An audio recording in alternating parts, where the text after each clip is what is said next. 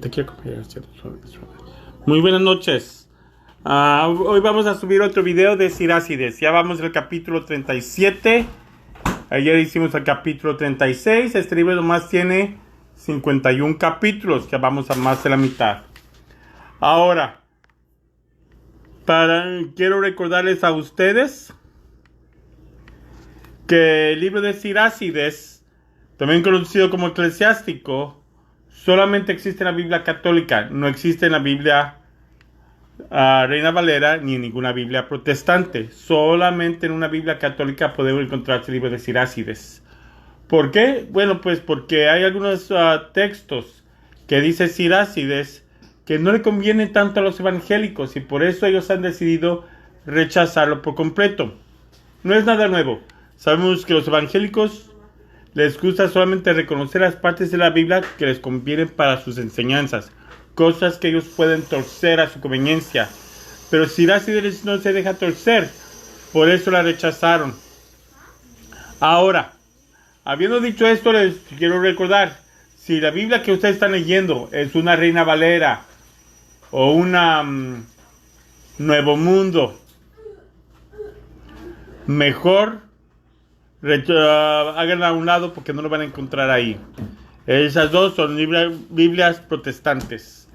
Y como repito, solamente en la católica y en la ortodoxa se encuentra este libro. Veamos.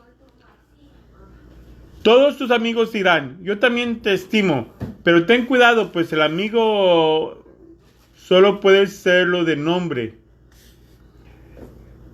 No es una tristeza mortal que un compañero o un amigo se vuelva enemigo. O mal deseo. ¿De dónde saliste para cubrir la tierra de tantos embustes? Miren a ese camarada que se aprovecha en buena hora.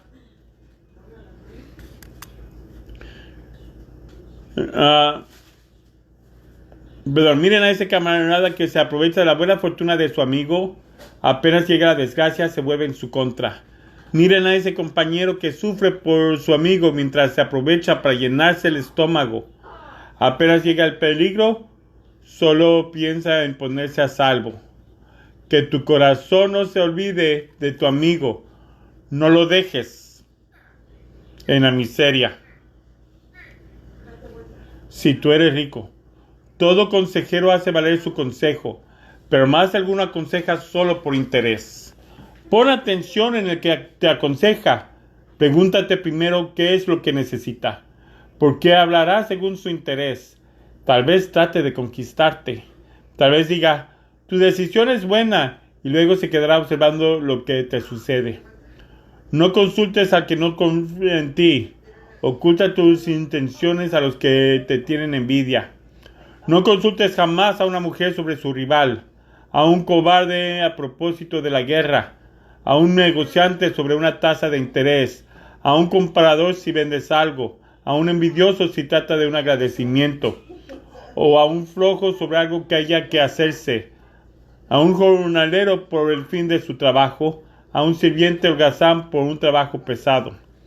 Busca más bien la compañía de un verdadero creyente, que tú sepas que es respetuoso de los mandamientos, cuya alma está cerca de la tuya, y que compartirás tus sufrimientos si tú fracasas.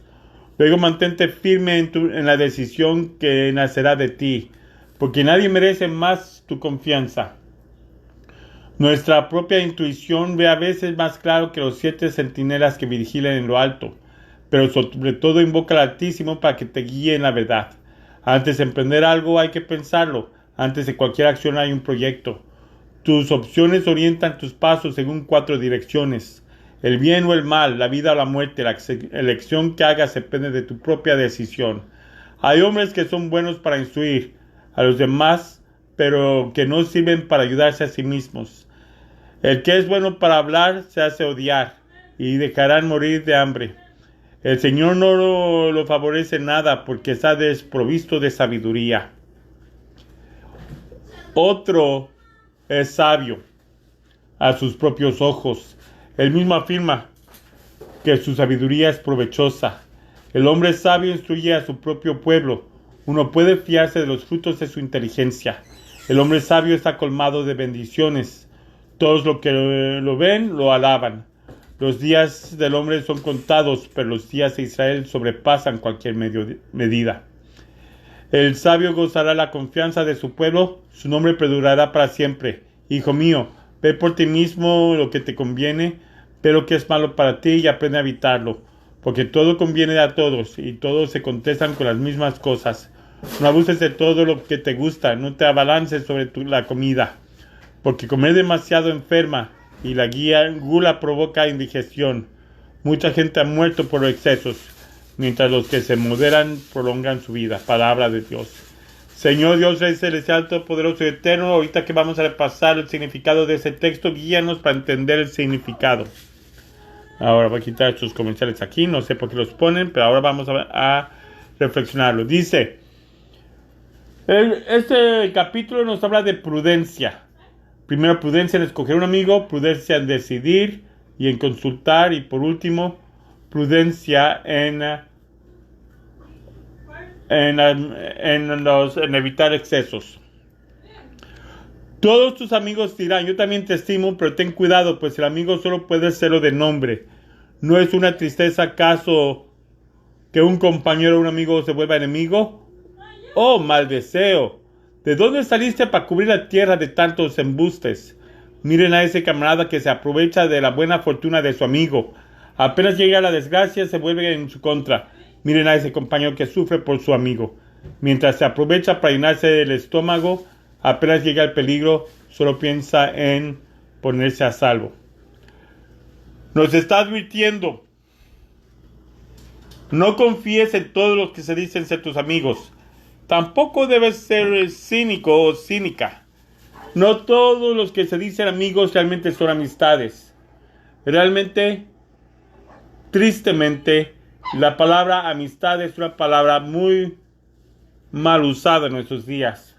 Va uno a Facebook, por ejemplo, y ahí dice amistades. Y luego son gentes que uno ni siquiera conoce. A veces hasta gente que miran mal a uno, a veces lo ponen como amigo ahí en Facebook. Una verdadera amistad es alguien que estará a tu lado, acompañándote. Por eso dice en el primer versículo, a veces tu amigo nomás es amigo en nombre. Pero no por eso hay que ser cínico y dudar que existan los amigos. Puesto que en Proverbios, y luego en el capítulo que vimos ayer nos dice, que hay amigos verdaderos, pero hay que saber discernir quiénes son los verdaderos amigos. En Proverbios nos dice, aquel que se ha encontrado un verdadero amigo, ha encontrado un tesoro más precioso que el oro, y por tanto hay que cuidar de él. También dice en Proverbios, ten muchas amistades, pero de entre todas estas amistades, no más una sea tu amiga de confianza o de todo corazón. ¿Por qué? Porque no todas las amistades realmente son fieles a uno. A veces, conforme pasa el tiempo, una amistad puede volverle la espalda a uno y demostrar que realmente no son tan amigos. ¿Qué pasa con aquel, por ejemplo, que viéndose teniendo que decidir entre la amistad o una buena situación, decide traicionar a su amistad cuando apenas ve la oportunidad? Ya sea por un trabajo, sea por un hombre, sea por una mujer, o sea por el dinero. Hay que tener cuidado a quién llamamos amigos. De hecho, Proverbios nos aconseja que primero poner a prueba la amistad para ver si una persona es digna de llamarse amigo. Sigamos viendo. Sigue diciendo que tu corazón no se olvide de tu amigo, no le dejes en la miseria si tú te haces rico. Ahora nos está diciendo, no hay que ser como esos falsos amigos. Todos tenemos necesidad de compartir y tratar con otra gente. Sí, los que se dicen así llamar tus amigos, uno de entre tantos tal vez será verdadero amigo. Confía en esa una persona entre todos, pero no dejes de tratar a los demás gente. Y si tú llevas bendiciones en tu camino, no te olvides a aquellos a quienes llames amigo. Tú sé un verdadero amigo aunque los demás no lo sean. Vive según el plan de la amistad que tú quisieras ser. Si quieres tener verdaderos amigos, tienes que empezar tú por ser la clase de amigo o de amiga que quisieras tener. Después cambia el tema y habla de la prudencia en los consejos. Todo consejero hace valer su consejo, pero más de alguno aconseja solo por interés. Pon atención al que te aconseja. Pregúntale primero qué es lo que necesita, porque habrá según su interés. Tal vez trate de conquistarte. Tal vez te diga, tu decisión es buena y luego se quedará observando lo que te sucede. No consultes al que no confía en ti. Bueno, veamos estos versículos primero. Cuidado en quién consultas. A menudo una persona quiere consultar a otras personas porque uno los considera expertos en algún área, pues es su profesión. Pero ten cuidado. Si voy a hablar con un prestamista, por ejemplo, hay que tener cuidado. Los prestamistas, por naturaleza, son usureros. Tener cuidado en lo que va a aconsejar el prestamista. Hoy está de moda invertir en cuentas de jubilación por medio de la bolsa de valores. Por ejemplo, vale la pena preguntar primero a aquel consejero si uno va a abrir una cuenta de jubilación. Vale la pena primero preguntarle a la persona que va a venderle uno las acciones de qué forma recibe su pago. Si lo recibe por comisión o si no recibe por comisión y quién paga las comisiones. Si gana... Hay que ver todas esas cosas primero, porque si gana por comisión, a toda costa va a esforzarse por engancharte. Fijémonos, por ejemplo, en los dealers. Va uno a comprar un carro. Uno llega preguntando, ¿cuál carro es el mejor carro? Desde luego el dealer va a tratar de motivar a uno a comprar el carro que le dé el mejor interés a esa persona. Siempre detenerse a pensar comúnmente cómo estás tú en tus finanzas. Infórmate primero tú si el consejo que te están dando es realmente un consejo desinteresado o es un consejo que puede propiciar ganancias. No seamos cínicos, hay algunas personas que también reciben ganancias orientando bien a la gente. Pero vivimos en un mundo que abunda muchos desvíos, muchos engaños. Sigue diciendo, tal vez te diga tu decisión es buena y luego se quedará observando lo que te sucede. No consultes a quien no confía en ti. Oculta tus intenciones a los que te tienen envidia. Si una persona te tiene envidia, por naturaleza no tiene buenas intenciones hacia ti. Si no te tiene confianza, no tiene buenas intenciones hacia ti. Y por lo tanto, el consejo que te puedan dar pueda estar orientado hacia tu desgracia. Una persona, por ejemplo, que está envidiosa porque le está yendo bien a su rival en el trabajo,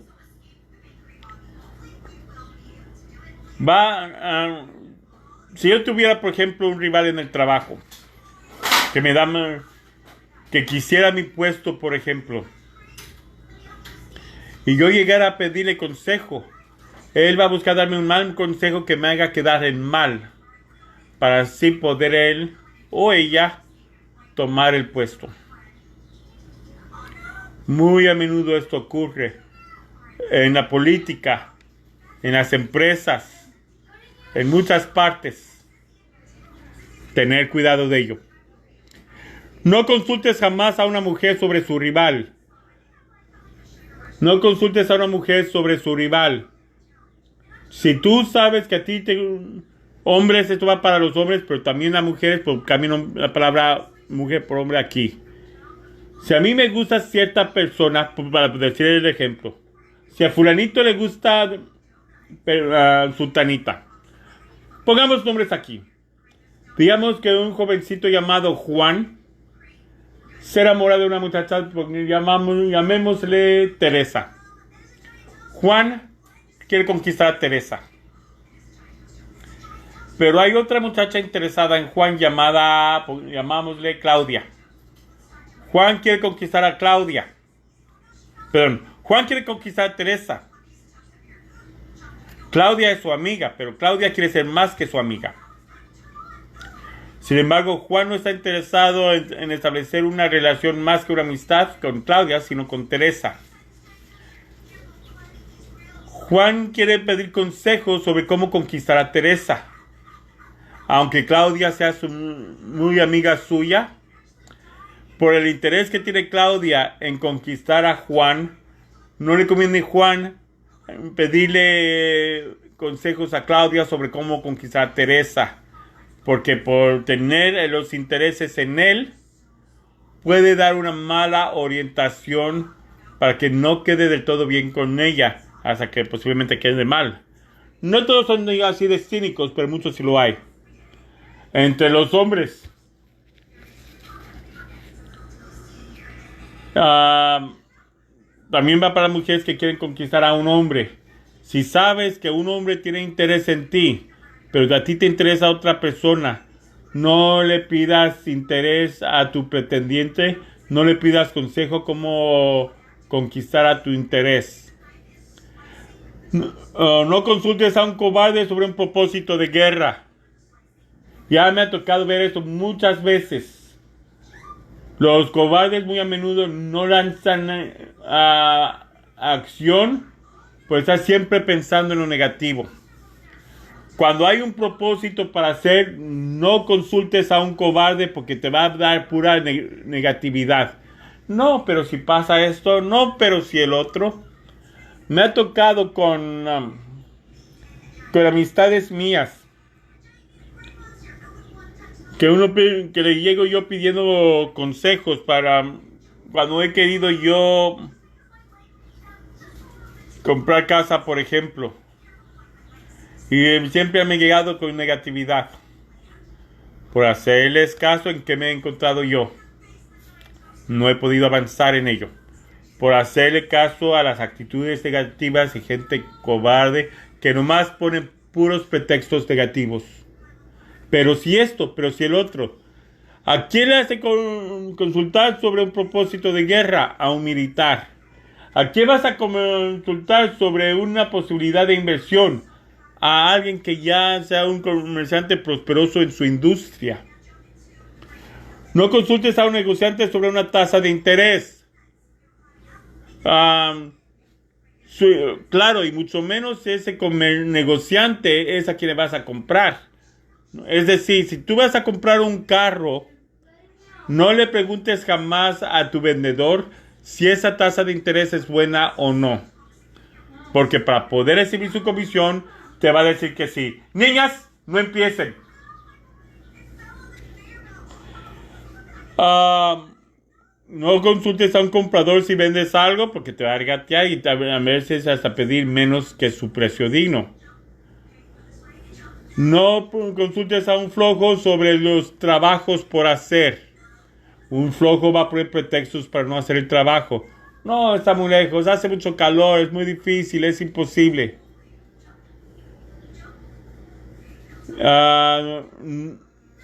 No le consultes a un jornalero que gana por hora o por día sobre el final de su trabajo.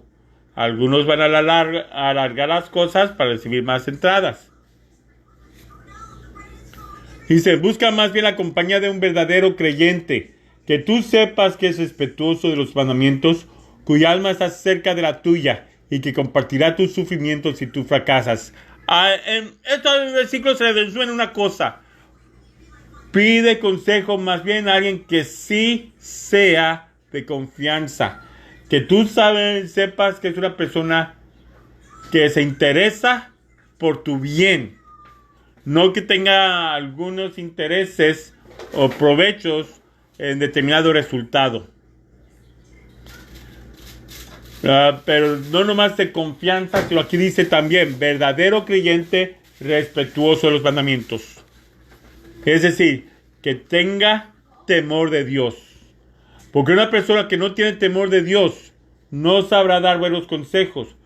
¿Cuánta gente hay que tienen muy buenos intereses en las personas, pero no tienen ese temor de Dios y tienen una mentalidad réproba que lleva por malos pasos? ¿Cuánta gente nos ha quedado en malas situaciones por hacerle caso a personas que, a pesar de tener buenos sentimientos, no conocían los caminos de luz y se han dejado desviar?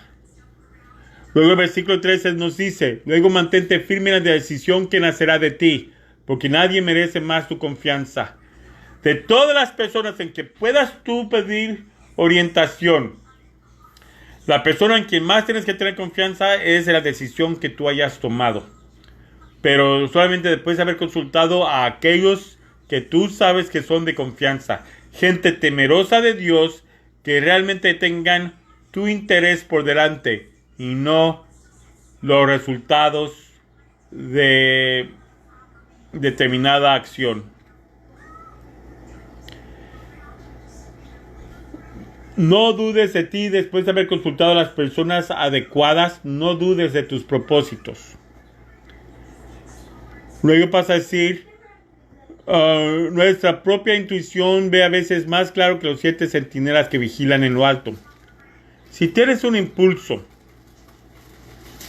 a veces, no siempre, a veces esos impulsos tienen buena documentación, tienen buena base. No rechaces todos tus impulsos nomás porque no hayan pruebas. Pero aquí viene la siguiente parte.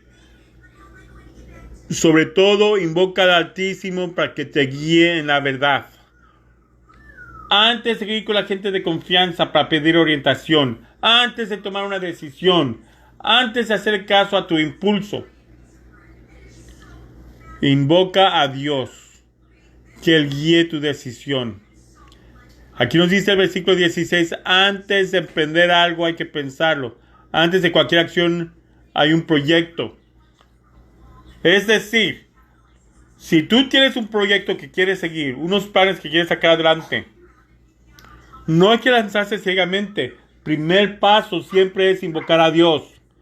Segundo paso siempre es consultar a gente de confianza, temerosa de Dios, que tiene intereses en que todo, en la prosperidad o que el éxito de uno.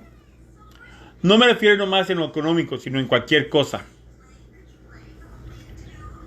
Tercer paso, pensarlo bien. Dice: antes de cualquier acción hay un proyecto, es decir, sentarse a programarlo. Muchos fracasos llegan por falta de un buen plan. Se lanzan, pero no toman en cuenta si sus recursos que tienen son los necesarios que les ayudarán a sacarlo adelante, o no toman en cuenta posibles factores que intervengan e interfieran con el exitoso logro de determinados proyectos. Una vez hayas hecho oración, una vez hayas consultado, tómate el tiempo de organizar bien y planificar bien los pormenores de tu proyecto. ¿Por qué? Lo dice el versículo 17.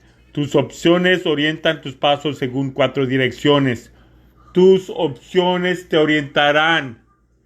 Dice 4 direcciones: el bien o el mal, la vida o la muerte. Esas son las 4 direcciones: el bien, el mal, la vida o la muerte. Tus decisiones en ese proyecto te darán esas direcciones. La elección que hagas depende de tu propia decisión. Los proyectos que tú hayas lanzado o te traerán bien o te traerán mal. Te darán vida o te darán muerte. Tú tienes esa última palabra. Si te van las cosas mal, no te pongas a estar de amargado porque las cosas fueron mal. No que tengo mala suerte. No fue la suerte. Fue la falta del buen plan o el haberte apoyado en gente que no eran digna de confianza. O de haber olvidado invocar a Dios. Si te van mal, no eches las culpas a los demás. Tú fuiste quien tomó las decisiones. El libre albedrío. No podemos echarle la culpa a Dios de lo que ocurre. Después sigue diciendo, hay hombres que son buenos para instruir a los demás, pero no sirven para ayudarse a sí mismos. Se está viendo el refrán, dar el consejo y quedarse sin él. ¿Cuántas gente saben dar muy buenos consejos? Pero cuando a ellos les toca, pues no lo cumplen. Me ha tocado conocer gente que cuando ven a otras personas en mala situación, buenísimos consejos que dan a los demás. Ven a una persona deprimida y los sacan de la depresión y los motivan. Pero cuando a ellos les llega la desgracia, se dejan influenciar y deprimir muy fácilmente. Es decir, si vas a dar un consejo, acuérdate del consejo que estás dando y cúmplelo tú. ¿Cuántas de nosotros, yo por ejemplo, siempre decimos que la Biblia nos dice que hay que ser prudentes en la hora de la comida, pero a la mera hora uno está de glotón? ¿Cuánta gente está ahí diciendo a los jóvenes, no tomes alcohol, no tomes cerveza, mientras que se están tomando una cerveza ellos mismos? Sí, mi hija dijo correctamente. Son gente hipócrita, aquellos que saben hablar bien, pero se quedan sin el consejo. Por eso el versículo 20 nos dice, el que es bueno para hablar se hace odiar. Lo dejarán morir de hambre por la hipocresía. Si vas a dar un consejo, sé el primero que lo cumpla. Si tú no eres capaz de seguir ese consejo, mejor calladito se ve uno mejor. El Señor no favorece a los que hablan y no cumplen, a los que nomás hablan pero no cumplen las cosas, porque está desprovisto de sabiduría. Es más fácil estar juzgando a los demás, es más fácil hablar cuando uno no está en la situación. Saludos Marita, saludos Lucha.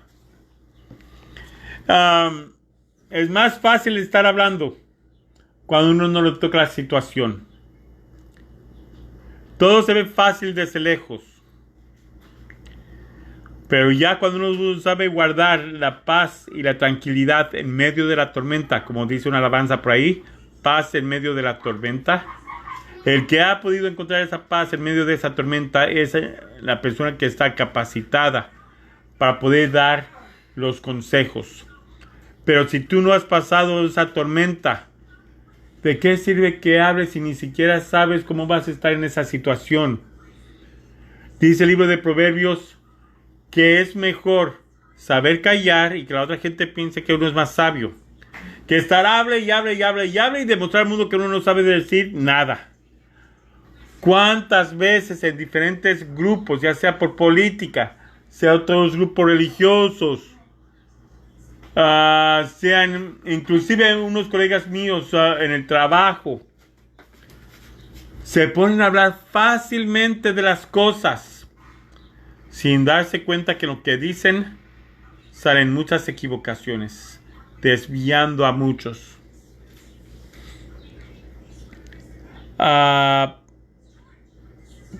Los días del hombre son contados, pero los días de Israel sobrepasarán cualquier medida. A decir Israel, aquí podemos poner nosotros nuestra situación.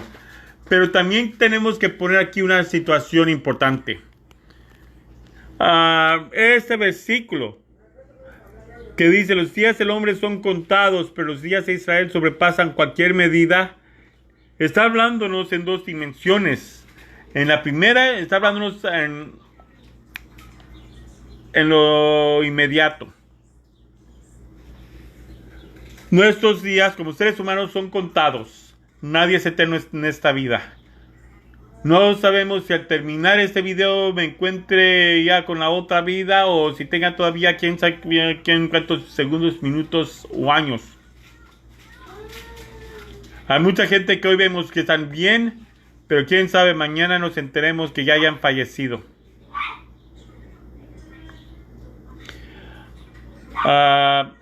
Hola tía, bienvenida, mi tía Leti. Ahora, bien, seguimos viendo entonces aquí lo demás que nos dice. Pero dice que a pesar que los días del hombre son contados, dice, los días de Israel sobrepasan cualquier medida.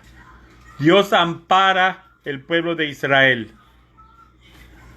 A pesar que Dios ha escogido y establecido su iglesia católica, no ha abandonado, contrario a lo que mucha gente piensa, al pueblo de Israel, y lo sigue amparando. A pesar de muchos intentos por exterminar a Israel, siempre se ha levantado. Desde tiempos bíblicos llegan extranjeros, lo dominan, se independizan. Llega otro extranjero, lo dominan, se independizan. 1948, Dios les volvió a entregar su independencia. En mayo de 1948, al terminar la Segunda Guerra Mundial, 6 países árabes le declararon la guerra inmediatamente, queriendo extirpar a Israel de la tierra. Siendo un país nuevo, Israel aún no contaba con un ejército cuando empezó la llamada Guerra de los 6 días. Aún así, esas 7 naciones árabes no pudieron vencer a la pequeña nación de Israel. Se nos dice inclusive que varios soldados en Israel, durante esas invasiones que buscaban exterminar y eliminar su existencia recientemente, fueron testigos de muchos milagros. Uno que oí una vez a un general israelí decir, es que había una ocasión donde 2 soldados israelíes se perdieron del resto de su tripulación. Cuando les sale el encuentro todo un ejército, toda una compañía con 20 camionetas, varios tanques y soldados al encuentro, siendo enemigos. Los israelíes se ponen ahí a quererse defender, pero se les acabó las balas. Y todavía venían a todos los enemigos. Cuenta ese israelí que ya una vez se les acabó las balas, habla con su compañero y dice, bueno, si vamos a fallecer, por lo menos parezcamos ser valientes. Salen con sus pistolas ya vacías, pero estamos apuntándolas como si estuvieran armados todavía. Cuenta ese general que en ese momento todo el ejército de los egipcios, todas esas 20 camionetas y varios tanques se le entregaron, bajaron sus armas. Y esos 2 soldados se llevaron a toda esa tripulación de egipcios presos a Israel. Armados solamente con una escopeta vacía cada uno de los 2. Ya después a uno de ellos se le ocurre entrevistar a los egipcios para ver por qué, si eran 2, si eran muchos de ellos, por qué se entregaron tan fácilmente. Un soldado egipcio dijo que sintió que de repente se le paralizaron las manos y no podía jalar el gatillo. El general de los egipcios dijo que al levantar la vista, de repente vio a miles de soldados uniformados en todas las colinas que los rodeaban, pero nomás eran ellos 2. y que por miedo, por sentirse falto en números, mejor se entregó. Cuando los que estaban realmente carentes de ejército eran los otros dos judíos. Dice la palabra de Dios que cuando bendijo a Abraham, le dice a Abraham: bendeciré a quien te bendiga, maldeciré a quien te maldiga. En ti serán benditas las naciones de la tierra. Eso dice Abraham, padre del pueblo de Israel. Pero también nos habla en un segundo nivel. Un segundo nivel también refiriéndose que espiritualmente hablando, nosotros los que seguimos a Jesucristo somos también de Israel, porque nosotros como católicos, le gusta a quien le guste, o tenemos herencia judía, ya que nuestro Dios nació y vivió dentro de la cultura judía, y nuestras enseñanzas tienen mucha influencia judía también. Sin ir muy lejos, la palabra que nosotros decimos para hablar de Jesucristo en la hora de la comunión, Cordero de Dios, viene del concepto que tenían los judíos de sacrificar un cordero para el perdón de los pecados en la Pascua. Por eso hablamos de Jesucristo llamándole el Cordero de Dios, porque la Pascua fue degollado por nuestros pecados. Y hay un tercer nivel también. Ese tercer nivel conecta con el primero que hablé. Cuando Ben Shira, el escritor de Sirácides, estaba hablando, Israel estaba siendo dominado por los griegos. Sirácides fue escrito en el año 190 a.C. Para entonces los griegos dominaban la Tierra Santa, y estos eran muy malvados con el pueblo de Israel. Antíoco Epífanes, por ejemplo, trató de instaurar leyes que destrozaran a la cultura judía y los integraran a la cultura pagana egipcia. Por ejemplo, leyes que había impuesto Antíoco Epífanes: ordenar que se sacrificara el cerdo cuando era un animal impuro, y a los judíos se les hacía una ofensa, una blasfemia, al sacrificar un cerdo, un animal impuro, en el altar. Instituyó que se prohibiera hablar hebreo y exigió que todos hablaran griego en vez. Instituyó ídolos en el templo de Israel. Todo eso hizo Antíoco Epífanes. Y aquí con esas palabras, Ben Shira está dando esperanzas también a su pueblo. Los días de Israel sobrepasarán cualquier medida. Es decir, primero caerán todos aquellos que quieren destruir a Israel antes que Israel. Dicho y hecho, el dominio de los egipcios que querían acabar con Israel hace 2160 años acabó. Después llegaron los romanos también queriendo destruir a Israel. Destruyeron Jerusalén en el año 70. Lo volvieron a destruir en el año 135. Inclusive el emperador romano Adriano pasó una ley en el año 135 prohibiendo que los judíos entraran a la ciudad de Jerusalén. ¿Quién ganó? El imperio romano ya cayó y Jerusalén está de vuelta en manos judías, donde debería estar. En el segundo nivel, este mensaje también va para nosotros los católicos. Cuando Jesucristo estableció su iglesia en San Pedro, le dice a San Pedro: y las fuerzas del infierno no prevalecerán sobre ella. Los primeros 300 años de nuestra iglesia fuimos perseguidos, igual con los judíos, perseguidos a la muerte. En tiempos del Imperio Romano, creer en Jesucristo era arriesgar el pellejo. Inclusive habían redadas donde tenía uno que presentar comprobantes de haber sacrificado a los ídolos. Y quien no presentara esos comprobantes era arrestado, impuesto a muerte. Una vez que se aceptó el catolicismo en el Imperio Romano con el decreto de Milán en el año 314, poco duró el gusto, porque en cuanto muere Constantino, los siguientes 300 años subieron al trono algunos emperadores herejes como Constancio II, Constantino II, Juliano Apóstata, León I, 200 años en que herejes que negaban la Santísima Trinidad, que negaban la virginidad de María, queriendo obligar a la iglesia bajo pena de muerte o de confiscación de propiedades, que uno negara el catolicismo y aceptara esas herejías.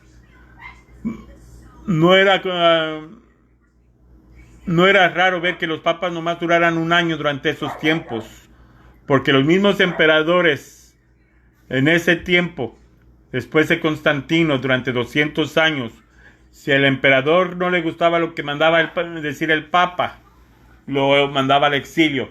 Y el papa, como defensor de la fe, muy a menudo no salía de acuerdo con el emperador y ese lo mandaba a exiliar.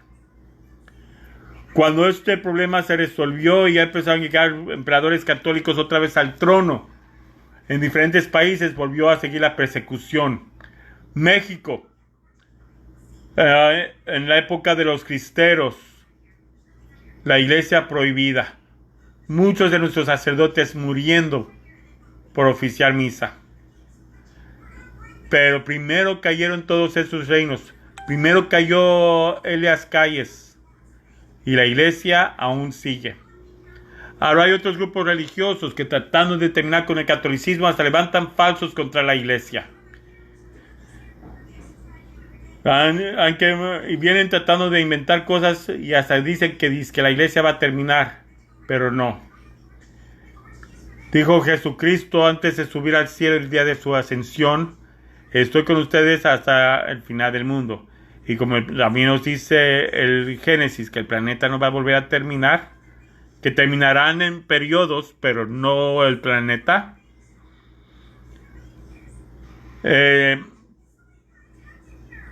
Está con nosotros hasta el fin del mundo, quiere decir que nunca nos abandonará. Tanto el pueblo de Israel como la Iglesia Católica estarán aún de pie cuando todo lo demás haya sido destrozado. El sabio gozará de la confianza de su pueblo. Su nombre perdurará para siempre. La sabiduría es bien reconocida y la gente que muestra sabiduría son respetadas, son estimadas. Pero no confundan sabiduría con conocimiento. Son dos cosas diferentes. Vimos hace rato, habla de la persona que sabe hablar, pero cuando le toca es bueno para nada. Una persona sabia es aquel que sabe hablar, pero después al hablar sabe convertir esas palabras en una acción. Pero no cualquier acción, una acción correcta. Porque también hay gente que sabe hablar muy bien para engañar y hablar a la gente, para orientar a la gente cómo estafar. Esa no es sabiduría. Pero quien sabe orientar a alguien en cómo ir por el buen camino, y además poner de su parte por vivirlo, ese tiene la sabiduría. Y dice la palabra de Dios que la sabiduría comienza con el temor de Dios. El versículo 27 nos dice lo siguiente: hijo mío, ve por ti mismo lo que te conviene, ve lo que es malo para ti y aprende a evitarlo. No todo conviene a todos y todos no se contentan con las mismas cosas. Determina, juzga. Cuando tienes opciones, determina bien entre dos cosas. No quieras acaparar todo, porque el que mucho abarca, poco aprieta. Mientras más cosas quiere uno hacer, menos cosas logra uno. Enfócate en pocas. Ve la que es mejor y ve con esa. También en la comida, muchos glotones, como su servidor aquí, al llegar a un buffet o a un convivio, dice: híjole, no sé qué decidirme, y empieza un servicio un poco de todo. Momento, dice aquí: ve por ti mismo lo que conviene. No todo conviene a todos. Decídete de una vez qué vas a agarrar, el espagueti o el arroz. No quieras agarrar las dos cosas. Lo mismo en los negocios. Tienes dos negocios. Enfócate en uno o en otro, no en los dos, porque los dos van a querer mucho tiempo. En escoger una pareja también. Hay que determinar bien y decidir correctamente. Después para empezar lo siguiente, no abuses de todo lo que te gusta ni te abalances sobre la comida, porque comer demasiado enferma y la gula provoca indigestión. Mucha gente ha muerto por estos excesos, mientras que los que se moderan prolongan su vida.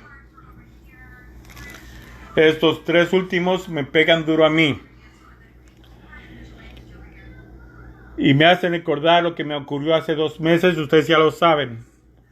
Por la gula me enfermé del estómago tan fuerte que fui a pasar una semana en el hospital porque requerí cirugía para arreglar los problemas causados por la gula.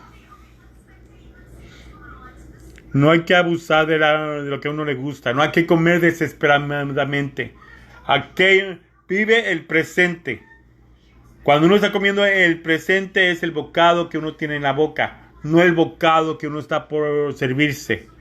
La persona golosa no disfruta bien la comida, porque come desesperadamente este bocado que tiene en la boca para irse a volver a servir, para seguirse atascando la boca. Y por esa desesperación no disfruta bien la comida. Por estar pensando, y cuando me sirva más, y cuando me sirva más. Pero la persona que disfruta más la comida se sirve menos veces, porque come de una forma más lenta, saboreándose ese bocado que está en la boca y disfrutando cómo ese bocado se va desintegrando para poderlo digerir mejor.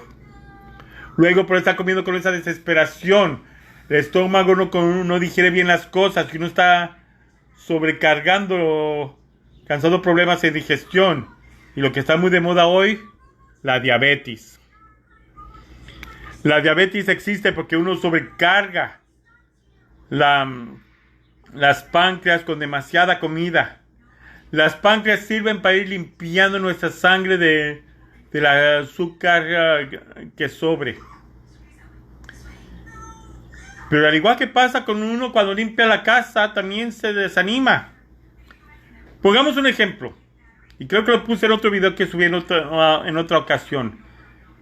Si una persona se la pasa con todo el tiempo limpiando el carro y nadie coopera y vuelve a estar tirado a los 5 minutos, o digamos que una persona está limpia y otra persona trae tiradero, la persona que se dedica a la limpieza va a decir: ¿de qué me sirve limpiar si me están llenando más tiradero de lo que estoy limpiando?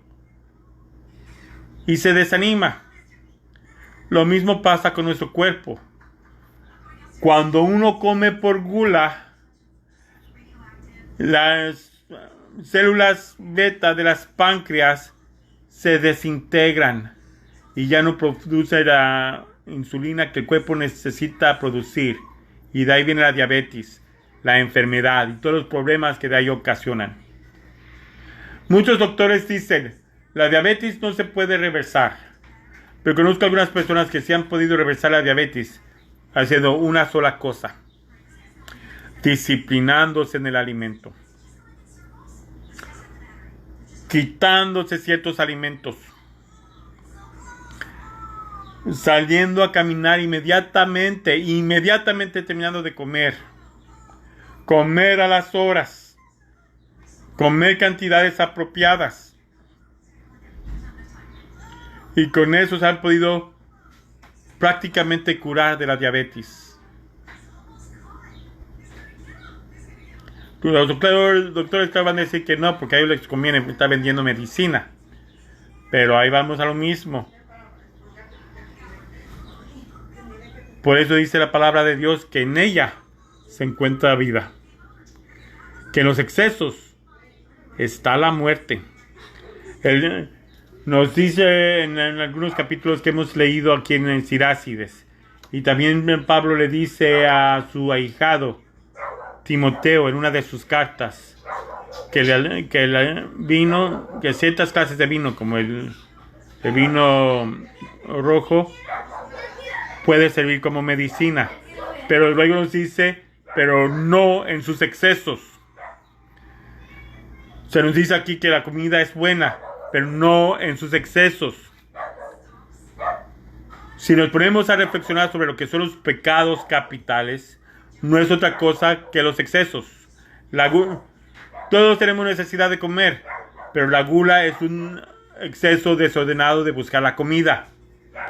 Todos necesitamos salir y buscar traer el pan de cada día a la casa, pero cuando uno ya toma eso a un exceso, se convierte en avaricia.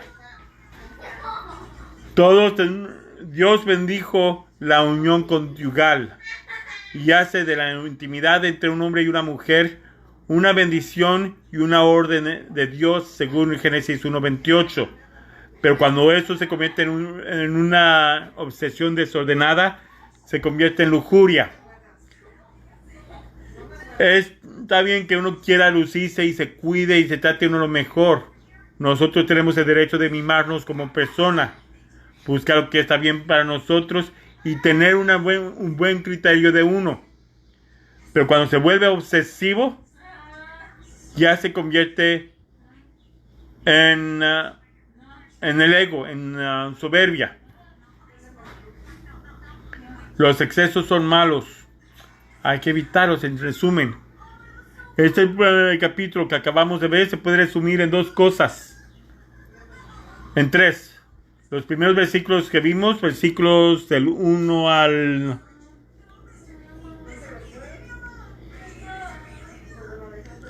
6, nos dice que hay que cuidarnos de nuestras amistades, confiar en muy poco de lo que se dice de nuestras amistades. Versículos 7 al